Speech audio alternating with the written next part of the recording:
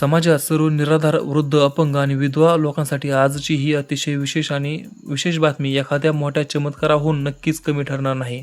कारण गेल्या अनेक महिन्यांपासून ज्यांचे पेन्शनचे आणि अनुदानाचे पैसे रखडले होते किंवा कोणत्यातरी तांत्रिक कारणास्तव थांबले होते, ते सर्व पैसे आता एकाच झटक्यात आणि एकदम त्यांच्या बँक खात्यात पडणार आहेत.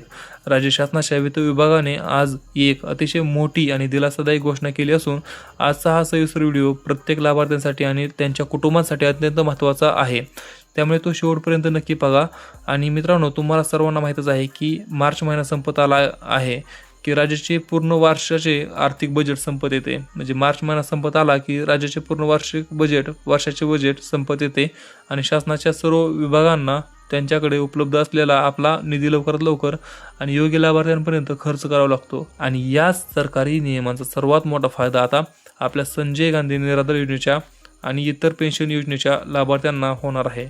आता तुम्ही अत्यंत आतुरतेने विचाराल की हे आमचे अडकलेले पैसे नक्की किती येणार आणि ते आमच्या हातामध्ये किंवा खात्यामध्ये नक्की कधी येणार. तर मित्रांनो, या ज्या लोकांचे कागदपत्रांच्या पडताळणीमुळे किंवा निधी अभावी मागील 2 किंवा 3 महिन्यांपासून एकही रुपयांचे अनुदान आलेले नाही, त्यांना आता त्यांच्या त्या मागच्या सर्व महिन्यांचे आणि या चालू महिन्याचे असे एकत्रित मिळून थेट 3,000 रुपये ते 4,500 रुपये एकाच वेळी आणि एकाच हप्त्यामध्ये मिळणार आहेत.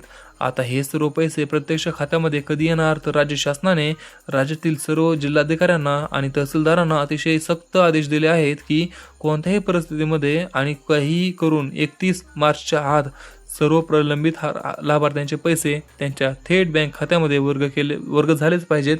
त्यामुळे येत्या काही दिवसातच तुमच्या बँक खात्यामध्ये या रखडलेल्या पैशांचा पाऊस पडणार आहे. फक्त बँकेत जाऊन तुमचे बँक खाते चालू स्थितीमध्ये आहे, KYC पूर्ण असल्याची खात्री करून नक्की खात्री करून घ्या, जेणेकरून पैसे आल्यावर ते लगेचच काढता येतील.